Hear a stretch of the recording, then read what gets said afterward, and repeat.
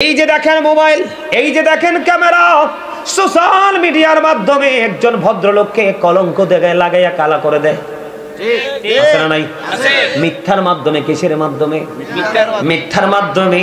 আপনারা আমার দিকে তাকান, কেউ সকাল থেকে বিকেল পর্যন্ত, কেউ এক জুমা থেকে আরেক জুমা পর্যন্ত, কেউ এক মাস থেকে আরেক মাস পর্যন্ত, কেউ এই বছর থেকে ওই বছর পর্যন্ত কন্টিনিউয়াসলি মিথ্যা চড়াইতে থাকে। মিথ্যাবাদীর সাজাটা কেমন দেখেন।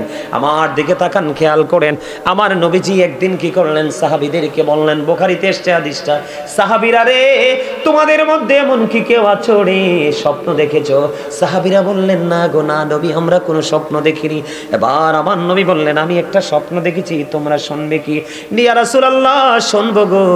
অনেক লম্বা হাদিসটা, তবে মিথ্যা নিয়ে যেহেতু বলছি একটুখানি বলি। চাচা ভালো লাগেনি? ভালো লাগে না। এবার কি করলেন? আমার দিকে তাকান। নবীজিকে দুজন ফেরেশতা আসলেন, ইয়া রাসূলুল্লাহ চলেন আপনাকে নিয়ে ভ্রমণ করব। নবীজি ভ্রমণে বের হলেন, অনেকগুলো ভয়ঙ্কর দৃশ্য তিনি দেখতে পাইলেন। এর মধ্যে একটা দৃশ্য দেখতে পাইলেন, আমার দিকে তাকান। একটা লোক বন্ধু এমনি গদির মধ্যে চিত হয়ে হেলান দিয়ে শুয়ে আছে, আর দেখলেন আরেকজন লোহার শক্ত চিরুনি দিয়ে একদিক দিয়ে তার চামড়াটা তুলে ফেলছে, আরেক দিক দিয়ে বন্ধু জোড়া লাগতেছে। একদিক দিয়ে তার চামড়াটা ছিলতেছে, আর একদিক দিয়ে জোড়া লাগতেছে। এমনি করে করে করে বন্ধু এই থেকে এই পর্যন্ত চামড়া খালি তুলতেছে আর জোড়া লাগতেছে। নবীজি বলল, ও আমার সঙ্গীরা, তোমরা বলো রে, এই মানুষটার এই সাজাটা কন্টিনিউ জীবিত অবস্থায় কেন এই সাজাটা চলতেছে? নবী গো, এটা হলো শ্রেষ্ঠ মিথ্যাবাদী। এটা সকালে ঘুম থেকে উঠে এমন ভাবে মিথ্যা প্রচার করত। বন্ধু এখন বাংলাদেশে মিথ্যা সংবাদ পাঠক পাঠিকা আছে না নাই? পত্রিকার কলম লেখার মতো আছে না নাই? এই বাড়ি থেকে ওই বাড়ি মিথ্যা প্রচার করার আছে না নাই? প্রপাগান্ডা ছড়ানোর মতো আছে না নাই? এই মিথ্যা থেকে সমাজের, ঘরের, বাড়ির বন্ধু সুখ নষ্ট হয়ে যায়। আল্লাহ বলেছেন ইভেন খুনাখুনি পর্যন্ত হয়। আল্লাহ বলেছেন অল ফিতনাতু আশাদ্দু মিনাল কতল। সমাজের মধ্যে, জাতির মধ্যে মিথ্যার মাধ্যমে, ও বন্ধু গীবতের মাধ্যমে, যে কোনো মাধ্যমে অস্থিতিশীল পরিবেশ তৈরি করা, এটা হত্যার চেয়ে বড় জঘন্য অপরাধ। জোরে জোরে কন্যা নাউজুবিল্লাহ, আর জোরে বলেন না নাউজুবিল্লাহ। আমার ওয়াজটা বুঝতে পারতেছেন না আপনারা? পারেন? এবার আপনাদের এই বিড়াল্লাতে কেউ সুদ খায়নি? আছে? আছে? আমি আপনাদেরকে বলি, আমার নবীর ওই হাদিস মনে পড়ে গেল। আমার নবী বলেছেন কিয়ামতের আগে ঘরে ঘরে মানুষ সুদ খাইবে। কেউ যদি চায় আমি সুদ খাইব না, সুদের বাতাস পর্যন্ত তার গায়ে লাগবে, কারণ সুদখোরের সংখ্যা বেড়ে যাবে। ওই হাদিসের মিথ্যাবাদীর যে হাদিসটার একটা অংশ বললাম, ওই হাদিসের আরেকটা অংশ, নবীজি একটা দৃশ্য দেখার পরে এবার বন্ধু নবীজি ঘুরতে ঘুরতে ঘুরতে ঘুরতে একটা রক্তের নদীর কাছে গেলেন। রক্তের নদীর কাছে গিয়ে দেখলেন, ও বন্ধু, একটা লোক রক্তের নদীতে সাঁতার কেটে কেটে কেটে কেটে পাড়ে আসতে চায়, কিন্তু তিনি কোনোভাবেই বন্ধু পাড়ে আসতে পারে না। ও বন্ধু, কত করুণ, কত হৃদয় বিদারক ঘটনা। হাজার চেষ্টা করেও সে কুলে আসতে পারে না। একজন বড় বড় পাথর নিয়ে কুলের মধ্যে দাঁড়িয়ে আছে। কুলে আসতে চাইলে পাথর মারে, কুলে আসতে চাইলে পাথর মারে। আপনারা বলেন, নির্দিষ্ট সময়ের পরে রক্তের কি গন্ধ কয় না সুঘ্রাণ কয়? আরো জোরে কন্যা। এবার এই লোকটা রক্তের নদী থেকে পাড়ে আসতে চায়, কুলে আসতে চায়, কুলে আসতে পারে না, কুলে আসতে পারে না। পাথর মেরে মেরে তাকে বিতাড়িত করা হয়। আমার নবী সঙ্গী ফেরেশতাদেরকে প্রশ্ন করলো, তোমরা বলো না এই লোকটা কে রে, তার অপরাধটা কি? এবার ওই ফেরেশতারা ডাক দিয়ে বললেন, নবী গো, ও প্রাণের নবী, এই লোকটাকে আল্লাহ রক্তের নদীর মধ্যে কন্টিনিউয়াসলি রেখে দিয়েছে। তার কারণ হলো সে পৃথিবীতে সুদ খাইছে। এখন আমার আপনার প্রশ্ন হতে পারে, সুদখোরকে কেন রক্তের নদীতে নিমজ্জিত করে দেওয়া হলো? এটার কারণ হলো বন্ধু, আমি আপনাদেরকে বলি, আমরা টাকা যদি ইনকাম না করি বাজার করতে পারবো না, বাজার যদি না করি রান্না হবে না, রান্না যদি না হয় খেতে পারবো না, খেতে যদি না পারি শরীরে কোনো রক্ত উৎপাদন হবে না।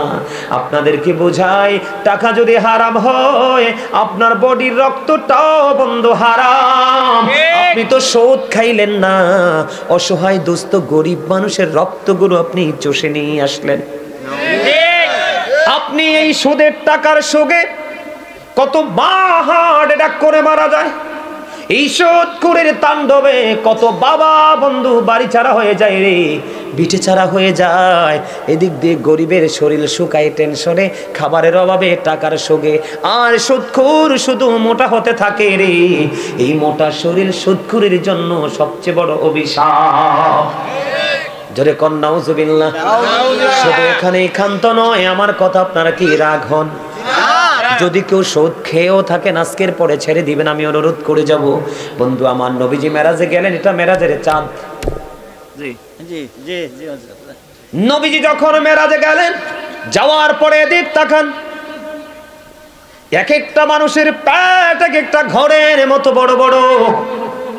জিব্রাইলকে আমার নবী বললেন, জিব্রাইল বলে দাও না এই বড় বড় পেট ওলা মানুষগুলো এরা কারা রে?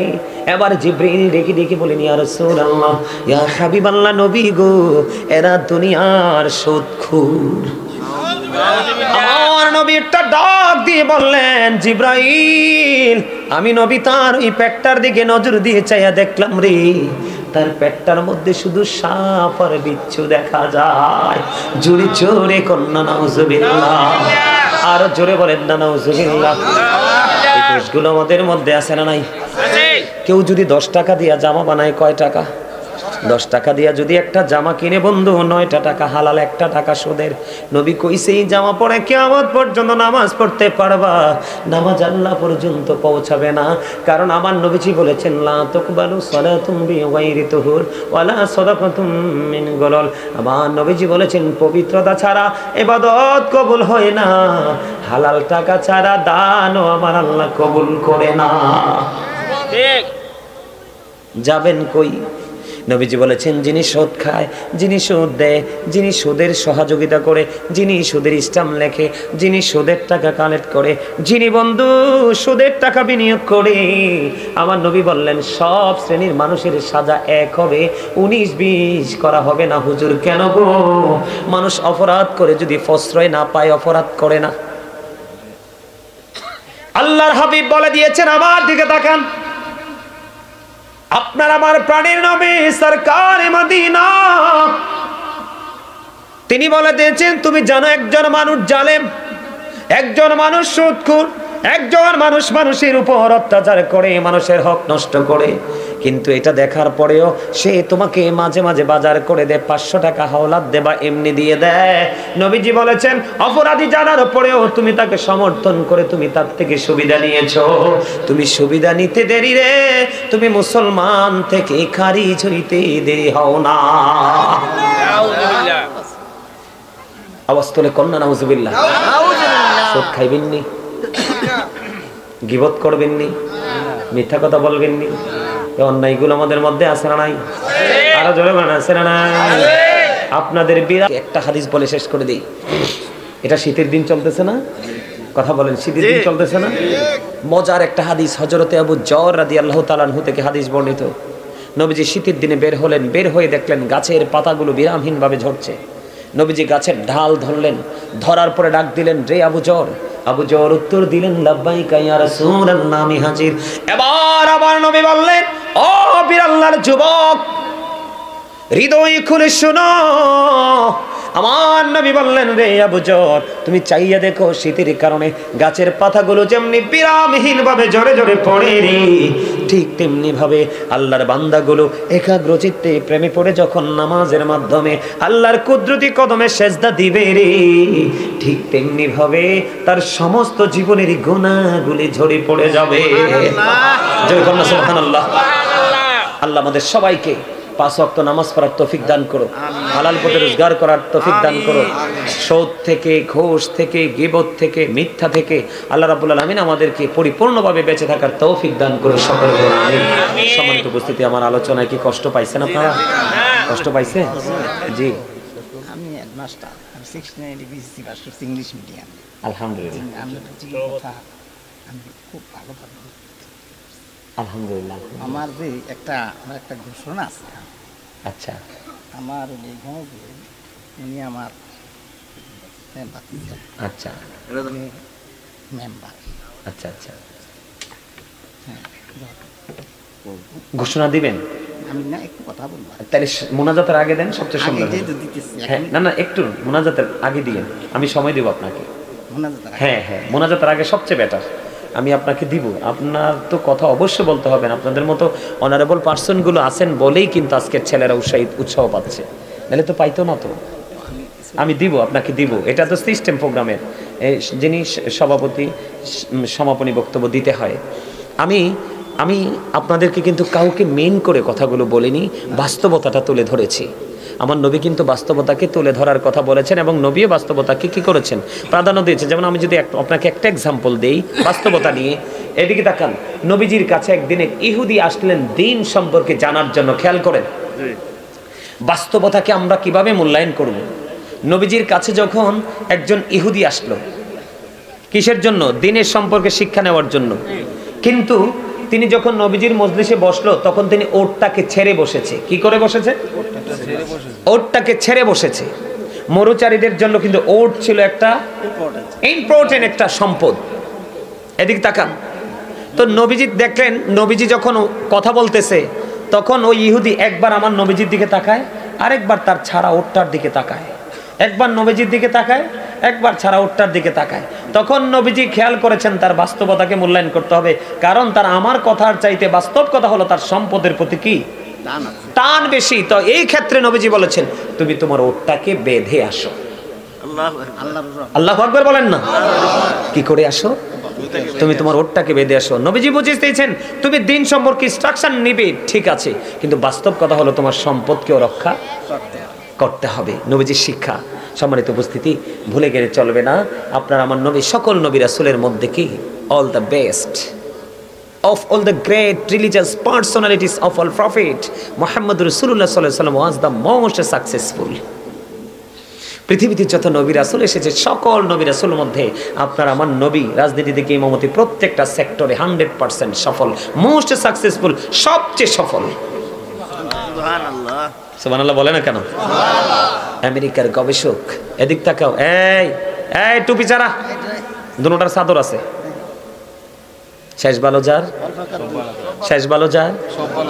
এই তোমার জীবনে তুমি কি করেছো? শেষ জীবনটা যদি ভালো কাজ করে যেতে পারো আল্লাহ তোমার প্রথম জীবনের কথা জিজ্ঞেসও করবে না। এটা হাদিস শরীফ। শেষ জীবনের আমল বড় গুরুত্বপূর্ণ। আমেরিকার গবেষক মাইকেল এইচ হার্ট বলেছেন the 100 A ranking of the most influential person in the history. 100 জন প্রভাবশালীর তালিকা করেছেন ইনফ্লুয়েন্সিয়াল দ্বারা আপনার আমার প্রাণের নবীকে শ্রেষ্ঠ মনে করছেন, ইনফ্লুয়েন্সিয়াল দ্বারা সর্বশ্রেষ্ঠ প্রভাবশালী হিসেবে আখ্যায়িত করেছেন। আলহামদুলিল্লাহ বলেন না কেন? আরো জোরে আলহামদুলিল্লাহ।